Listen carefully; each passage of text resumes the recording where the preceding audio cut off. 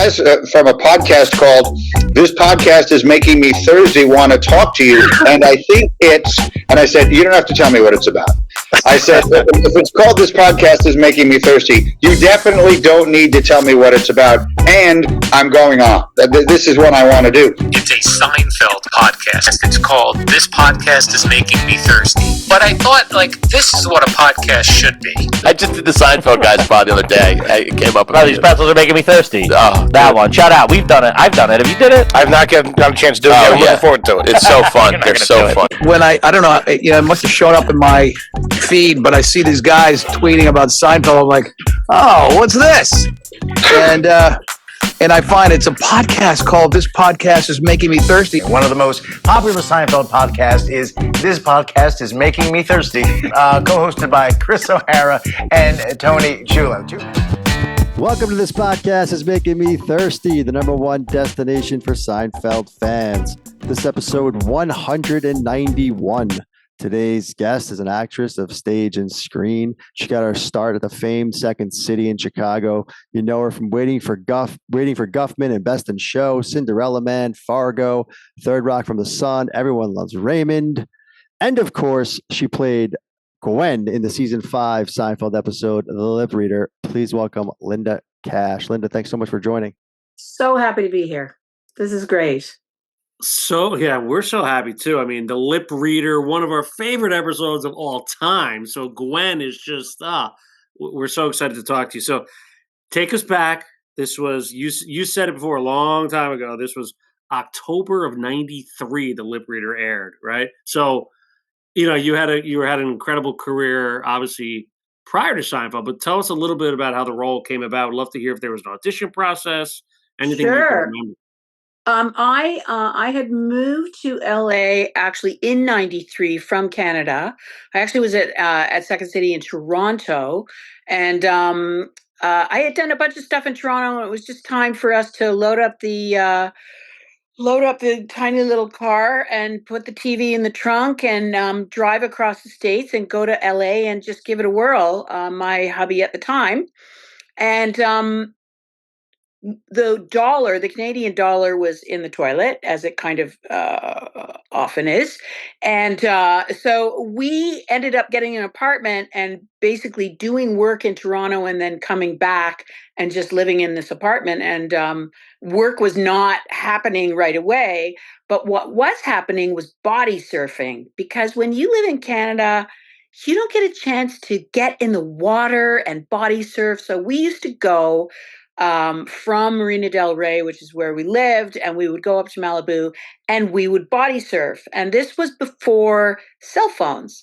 So I had a good body surf. I wasn't a pretty body surfer, but I managed not to drown. And so I went to a phone booth in Malibu after I got, a drink or whatever. And I just checked my messages, and the message basically said, you have 45 minutes to get to the Valley. You have a Seinfeld audition. You've got to go now. And so I had luckily just received that message. I did not tell my hubby that I was leaving. I was in my bathing suit. I ran to the car. I started driving with my bathing suit on. I managed to change as I was going over from the coast into the Valley, and I got to, I think it was Paramount Studios, can't remember, and I friggin' made it. I made it. There was sand in the crack of my butt. My hair was just drying. It was phenomenal. So, by that time, Seinfeld was a hit. So the people that were waiting in the waiting room were nervous as shit. I was not nervous. I was just overjoyed that I friggin' made it. So Larry David was in the room and Jerry was in the room, and all the bigwigs were in the audition room. And I think I learned my lines on the way. It was nutty. And so I got the job. But I think I got the job because it was miraculous that I made it within 45 minutes. I was on time. It was amazing. And so that's how I got the part. And it was my first legitimate American job being in LA. So it was an awesome start. And it was a really, really good experience because, as I said, it was a hit. So everyone was having a gas. Yeah, wow, that's incredible. Yeah, I guess when you are hit, you can say be here in 45 minutes, that seems like such short notice, but that you got there Ridiculous. that you got there was incredible. And like you said, this was season 5. They were kind of humming on all cylinders. This was a kind of a obviously number one show. And for it to be your first show, I mean, that's incredible. I'm assuming and you could tell us, but after the experience as it being your kind of first show, like you said, in LA, that was like your bar now had been set and it's one of the greatest shows of all time. Yeah. So what was that like as you went to other shows? Could you see the difference on why? Oh my God, Seinfeld you totally know. You know when you're in a hit and you know when a show is tanking. Because first of all, everybody was so flippin' gracious on that show. It was such Jason Alexander, he took care of me. He was just a super, super nice guy.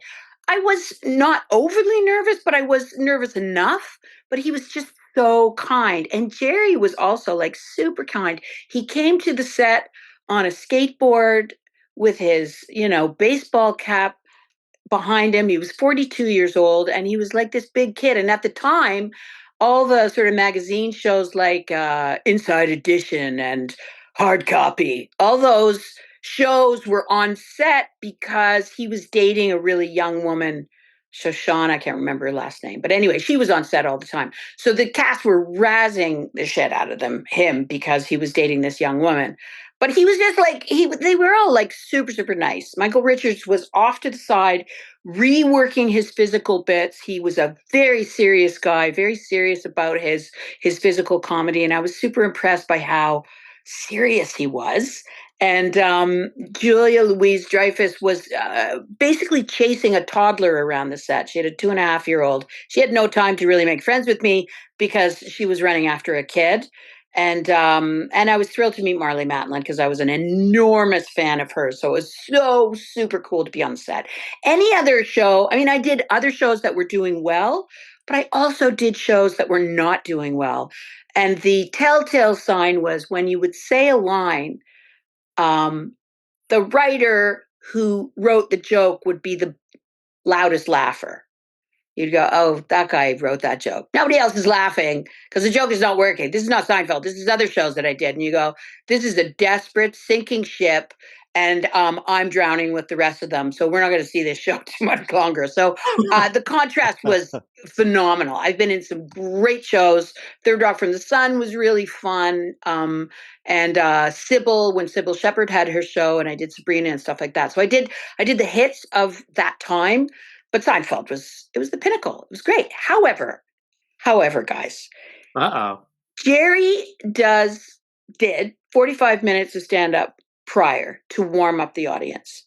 Wow. So they were butter in his hands. It did not matter what he said after that. He was going to get huge laughs. It is a hit, so everybody was laughing at everything the regulars were saying.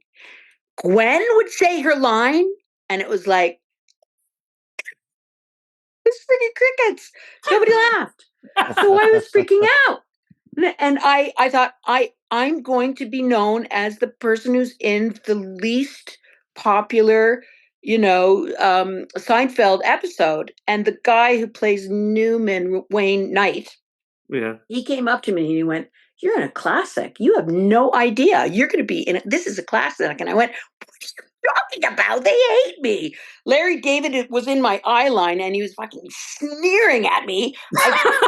The man just did not smile. And I thought, oh, this is a disaster. When I saw it cut and when I saw it sweetened, it was like, oh my God, what am I talking about? This thing works because of the post-production. It was seamless. You never know, right? So Gwen was a hit post-production. Not at the time. Gwen was a hit, and yeah, you mentioned 31 million people watched that night. Obviously, it was on Thursday nights by the 5th season. And for our money, I think the 5th season probably our favorite season. I mean, it is just murderer's row of episodes, and Lip Reader is right there at the heart. So you should definitely. It's not you, it's me. Is I get quoted that all the time because it is the classic breakup. line. Yeah. Oh, it's incredible. Yeah. So let's dive in. So your first scene, obviously they're at the tennis match at the U.S. Open, doing their thing, and George is having the ice cream, and then you meet him at Monk's, and boom, you kick off with breaking him up with "It's not you, it's me." Yeah. You're giving me that, that's my routine, the whole thing. Damn right, it's me. It's right. Yeah. Right? All right, it's you. It's you. I mean, so tell us about that first scene at Monk's and how that was for you, because I'm assuming this was year 5, so you were obviously familiar with the show and the Definitely set. familiar with the show. But I think the thing about those scenes is that you just have to play them for real. And you cannot, none of those players necessarily play for laughs. They play what the scenario is. And as I say, in that restaurant scene was where Larry David was in my eye line. So I took my contacts out so I couldn't see the bastard because he wasn't smiling. And I just did the scene as if it was a breakup scene. Because really, Jason Alexander is the funny in that scene. I'm the straight, right? So you have Right. to, when you know your position and you're not the clown in the scene, he's the clown. You have to play it for real so that he can react off of you. So that's how I got through it. But really, I got through it because he was just such a charming, lovely guy. And between takes, I asked him a little bit about his own career. And at that point, he'd never been unemployed. He started right out the gate doing musicals. He was a hoofer. Like he never really knew what the struggle was because he never really had it, which I thought was really fascinating. Because most of us have a tale to tell about, it starts slowly and then, it slowly but surely happens. If you Right. stick with it, it takes perseverance. But he was just a success from the beginning. So he was just so laid back and relaxed. And he made me relax. He was a great guy. Great guy. That's great. Yeah. And you mentioned earlier, some of the other shows you were on, you could tell if the writer laughed. I like that tell too. That's interesting to hear. The writer for your episode, Carol Leifer, I think it might have been her first episode that she wrote that got on air, but I don't know I didn't know if that. you had. Oh, yeah. I'm not sure if it was her first. I think it was, but maybe someone can fact check me on that. But it was, she was the writer, and it was her voice. I was curious if you had an interaction with her, or if you knew, either on the set of Seinfeld or elsewhere. No, as a comedian that she is. I'm pretty sure I met her because they were all there at all times. Right. It was a very one of the biggest impressions in retrospect, because as I say, that was my first real gig in LA, was the size of the studio audience. Like there were 400 people there. Like it was massive. So there was a real electric energy. And as I said, when they don't laugh and there's 400 people there, it's a little bit scary, but they just were so happy to be there. I did one sitcom a couple of years later, which I will not mention, but they paid audience members to be there. And it was primarily a black show. And I'm telling you, 90% of the audience was skinheads. It was not a comfortable thing. They were paid $15 and they were given beer to watch our show. And it was a little bit scary to go out there and go in front of that live studio audience. The Seinfeld studio audience was like, they were psyched. They were hyped. And so the writers are having a good time. The producers are having a riot. I mean, everyone but Larry David was smiling. Yeah, well, he's got to have all the, he's spinning all the plates probably, so the pressure's on him, I guess. But who knows? It's funny when you talk about the electricity in the air. Your scene, the second scene, the sweep together scene.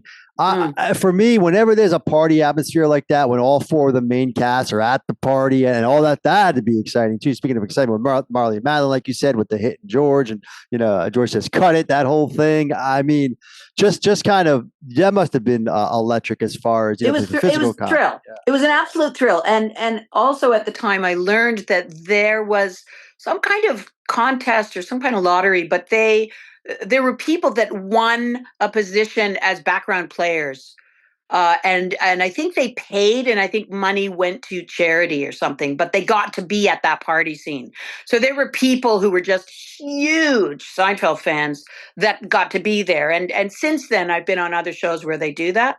But everybody was just so flippin' excited to be there. But the other thing I noticed was there was a real camaraderie amongst the cast. And as I say, particularly that episode, because they were razzing Jerry so much about dating this young woman, but it was all really in good fun. And you could tell, like, they genuinely liked each other. And when you're on a set like that, where everybody genuinely likes each other, you know it's a hit. The Nielsen ratings are through the roof. It's a party. It's just a great time. It was fun. It was electric. Yeah, it's funny. The way you painted the picture, Jerry coming in on a scooter with a backwards hat. I mean, it was a show of adolescence as adults. Totally. Guys trying to figure out girls. Both of them on this episode, obviously with Marley and then George with you. Just fascinating stuff. So another thing I find interesting. Obviously, you're from Canada, all right. Yep. And what's really fascinating is the next episode after yours was the non-fat yogurt. Mm. So, and I think he's one of your friends. You were with him on Smith and Smith's Comedy Mill. Peter and then Callahan. later in the newsroom, Peter Kelligan. Very flippin' funny guy. Very funny guy. Yeah. I mean, being on Seinfeld was a good thing for one's career in LA, but it was a great thing in Canada. So when I came back from LA, because I had a child and it was, my parents weren't well. So I did my 7-year stint in LA, and then I came back home. I've gotten jobs just because I did that Seinfeld. They didn't need to see my demo, and they didn't even need me to read for it. They went, she was on, it's not you, it's me, you're in, right? Yeah. And I think the same happened for Peter. Like it really put you on the map in Canada, which is often the case, you pay your dues in LA, and people are happy that you've done it, but it doesn't do what it does when you go home. And it's that Right. kind of a hit at home. Yeah, well, Peter was what couldn't get, when they brought his character back, he got stuck with customs and they had to replace him with someone else. When we spoke with him, he told us that story. So he was supposed to be on twice. Yeah, it's tough. Yeah, brutal. That's a rough one. It is a rough one. I mean, another kind of tie-in, since we're on it, is obviously, I mean, we loved you in the Christopher Guest movies. I mean, Waiting for Guffman and Best in Show are two all-timers. Where you worked with Larry Miller, obviously, in Best in Show as fantastic guy. Yeah, incredible. And he's obviously a good friends with Jerry and the whole thing there. But curious, I'm guessing on Seinfeld you couldn't really do too much improv. But that improv background and just working on those episodes, I mean, those movies, maybe you could just tell us a little bit about what the improv world is like compared to that sitcom world that you kind of like, which is more of your, like, you well, enjoy I'm an more, improviser at heart. Like I love improvisation, and when the atmosphere is right and the producers don't throw too much information at you, like they have to give you enough so that you have something to go on, but they can't give you too much, because then it's very hard to improvise if there's too much info. So with Guffman, first of all, I was slotted. I had worked with Eugene Levy many, many times. And I think that's why I got the audition with Christopher Guest. They slotted me an hour, and 7 minutes later I left and went, oh my God, that was the worst experience I've ever had in my life. That was terrible. And I got the job. I think it was because Eugene that I got the job, because Christopher Guest he's not a comfortable man. He's an extremely funny man. I think he's a genius. I don't think I've ever worked with anybody with that kind of innate understanding of character, but he's terrible in an audition. He's just an uncomfortable person. So when I basically what I was given for Guffman was, you're Eugene's wife, you're Jewish, you're the only Jews for 500 miles. You are, and he's hoping to go to Broadway. So that's all I knew. So I was living in Marina Del Rey. So I would walk along the beach with my dictaphone, because in those days you had a dictaphone, and I would, my hubby went to the Church of Scientology and pretended to be interested in that world, and he got 101 personality questions. So he took the test, and he brought the test home.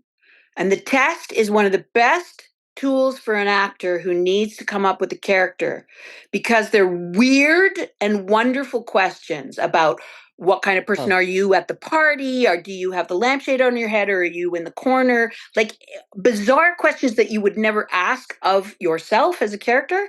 So I answered 101 questions of my character in the Guffman thing, just so I had a good understanding. And then I took a cab from Santa Monica to the airport, because we shot it in Austin, Texas. And the guy talked like this. Well, how are you doing this afternoon? It's like, I'm good. And where are you off to this afternoon? I'm going to Austin. I'm going to shoot something. Well, isn't that fantastic? So when he talked like that, it was like, oh my God, there's the voice. So I took the dictaphone out and I went, I don't want to play George's mom. I don't want to be a loud, obnoxious, fun loving, but I don't want to play that stereotype. And when I heard that, it was like, oh, that's her voice. So I got it. And then I went to Austin. They run the camera. You're looking at a ping pong ball just to the right of the camera, and they interview you. So you're talking to a ping pong ball with eyes, and you're interviewed. And so what you bring to it is pretty well everything. So it's incredibly creative. And there's 55 hours of film. That's so insane. It's an editing feat of genius in both of those films, because there was a lot of extra shite that that never saw the light of day. Right. So he picked what worked, but I knew that character really well. Yeah, it's incredible. I just got to say. So speaking of extra shite, was that the case on Seinfeld? Was there anything we didn't see? Because you said there was a lot going on, and you didn't think people were laughing. And then when you saw the final episode, you're like, wow. Like, so was there anything we missed? Because there's a couple of questions I still have. Like, I don't think we ever really got an answer on why you broke up with George. Was it the ice cream? Yeah, he grossed me out. It was gross. That was it. Yeah. Had to be It was the chocolate superficial. fudge. Sometimes you break up for, dumber reasons than that. And I gotta say, you and Todd looked a little cozy at that party. I'm not gonna lie. Yeah, he was pretty flirty. I would have swept with him. Sure. I think there was a little more to it than just George being a mess. I think this guy Todd was moving in. Could be. You're embellishing, but I like it. Yeah. Maybe at the time there was no improv. He kind of looked like George with hair. The scripts were tight. There was no improv. There was no need for improv because they worked it out. And I think that, it's sitcom, so it's written as such. So there's a rhythm to it, and you just have to keep it real, and you have to respect the rhythm. So were you there? Was it a 1 week shoot? Were you there all week? Were you kind of watching everyone's scenes, the whole thing, Marley? Yeah. So I'm just curious, who'd you buddy up with that week? Was it other co-stars, or I know Jason and you were pretty close during that week? Mostly Jason, because I worked with him quite a bit, and I think Marley and Jerry were fairly tight that week too. So Jerry was he was really nice around the craft service table, which I have a tendency to hover around. We've heard good things about that craft services table. We've heard good things about it. Like it's best craft services table of any show. People love the really food. good because they were all very much into health food. So it wasn't crappy, and it was good. It was really good food. But I'm always impressed because it's always a banquet at those things. Everyone complains about the food, but it's like, oh my God, you're being fed like so much food. This is insane. But yeah, so it was every day. So it was a 5-day week. And in any sitcom, there are changes. So you just have to roll with the changes. From Monday to Tuesday, you're going to get a bit of a change. But that episode was, I think, tightly written. I don't think there was a lot of change for me throughout the week, which was great. Yeah. So, and I guess take us back early 90s, you're in Canada. What did you know of Seinfeld, the show, or Jerry the comedian? Were you super familiar, or when you came to LA in I was 93 and all that. familiar, but I was not super familiar till I moved to LA, to be quite honest with you. Yeah, it was it was definitely a hit in Canada as well, but I wasn't as familiar until really I did it, which Yeah, was and that which was good. your story, that's incredible. You're at the beach, you drive there at 45. I mean, and then you got Larry, and you didn't know who Larry David was at that point, right? I I mean, didn't know who Larry David was. I just knew yeah. that he was in my eye line. I had actually, in all honesty, worked with Jerry on he had done a series of, I think, what was the credit card? I think it was a MasterCard. I think it was I American can't Express. I think he did American American Express. Express. He had Yeah. a series of 7 or 9 or something. So I was hired to before I was aware of him, but I wasn't. He was a star. I knew he was a star, but I didn't know the show that well. But I did one of those commercials for American Express, but it was myself, Jerry, and a spider monkey. So I know you have not seen that one because it never saw the light of day, because the spider monkey kept taking the card, the American Express card, and going all over the studio with it. I don't know why Jerry agreed to work with a spider monkey because he was a bit freaked out. I was definitely freaked out. It was this monkey was not cooperating. And so I think we cut the shooting a little bit short. It never saw the light of day. And that was the first time I met Jerry Seinfeld. So I also, when I went into the audition, I reminded him that I was the spider monkey girl, which maybe got me the part too. I have no idea. Wow, that's a connection right there. That's crazy. I mean, Yeah, yeah, it was you don't crazy. picture Jerry like working No. with that's they He's did a use a fairly monkey later meticulous on. gentleman. He doesn't want a Yeah. shitting spider monkey who was literally flying all over the set. It was really a disaster. Wow, that's Yeah. wild. Yeah, I mean, yeah, I guess American Express must have cut a check for him that made it worth it or something. Who knows? Yes, I'm sure.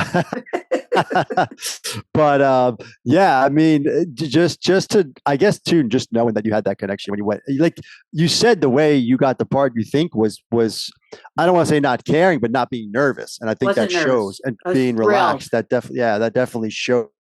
I think in a room like that.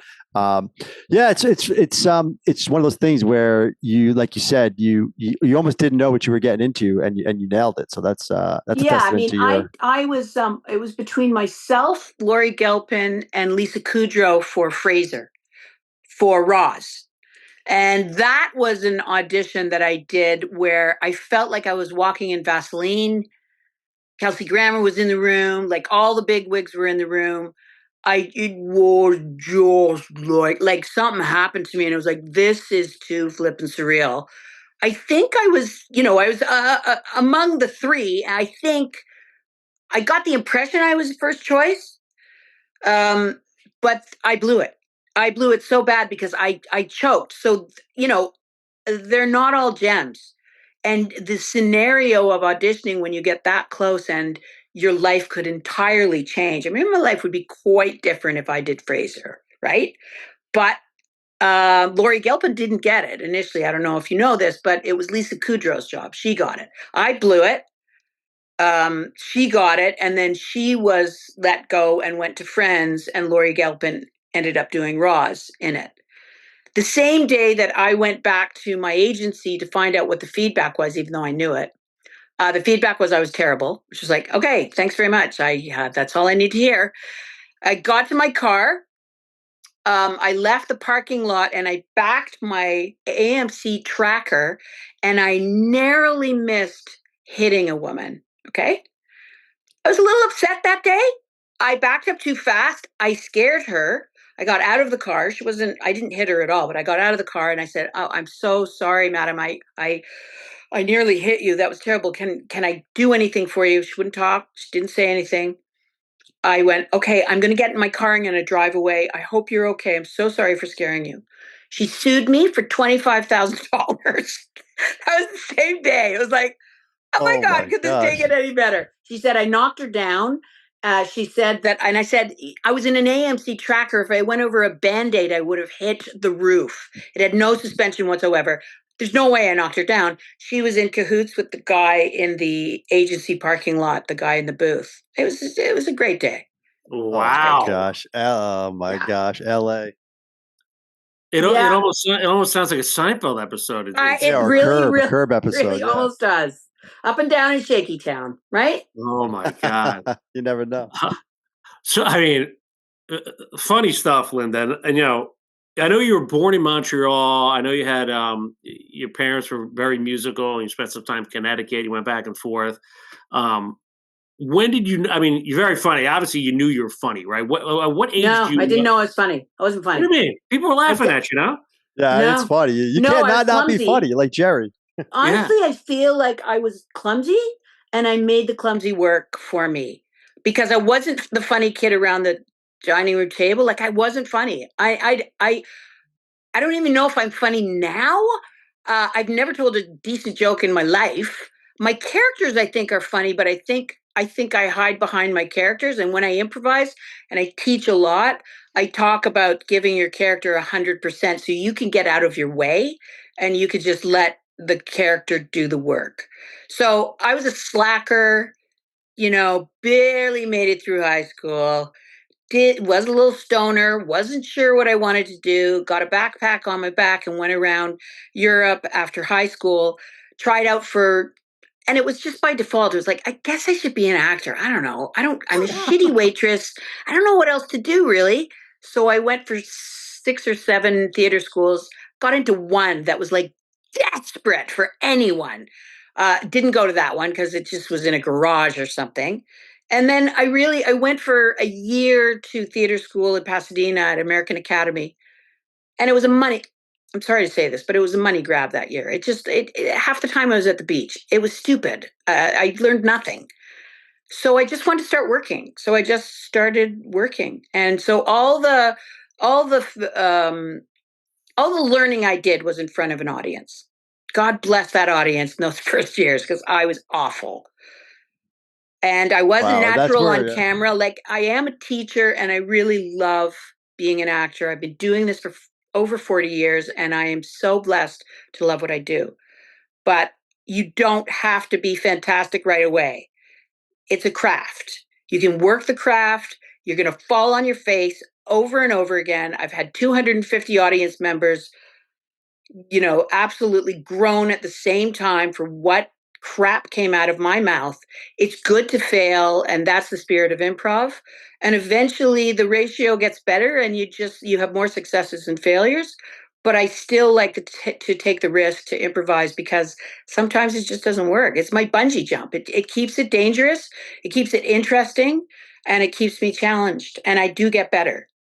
Yeah. And you don't think you're funny, but here's what you are, but what you are is authentic. And I think that goes a long way, especially when you're teaching and when you're telling stories. That's funny. So yeah, I mean, I have a lot of stories and the stories are interesting, but I also think that age, which you boys don't know yet, but it is really a bonus because you really do get closer and closer to, I care, but I actually don't.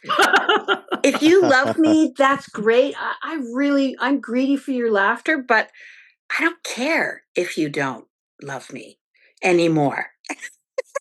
But I think that's really beautiful. It's really liberating. Yeah, it's great. It's a great perspective for sure. Well, yeah. I'm with you there, 100%. I don't. At times, you don't like me. I don't care either. Yeah, it is what it is. Yeah, and I love people. Like I'm not bitter. I'm not bitter with the audience. I love the audience, but I no longer. I'm doing it for different reasons now. I'm doing it because I really, really do love the work.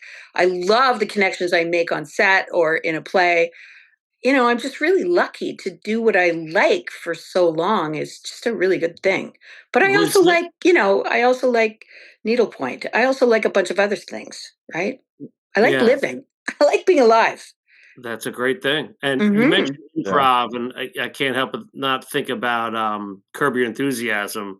Was that I mean, obviously everyone wants to be on that show, but I was just curious if since you had a connection with Larry, crazy not to hire me. I was tailor-made for that show. That's what I was thinking this whole time. I mean, what were you thinking? Yeah. No, I don't really know. I mean, I don't know whether, who knows if an agent didn't have the right connections. Never auditioned for it. Never did it. People used to stop me on the street and go, Tracy Ullman, you got to be in Tracy Ullman. And it was like Tracy Ullman's show. I was also tailor-made for that show. Never did that either. But I did a bunch of stuff and I had a lot of fun and I still have fun. But sometimes you just, certain parts of this business are completely out of your control. You'll never know what they're saying in that room. Well, yeah, I'm sure a lot of it is. Right.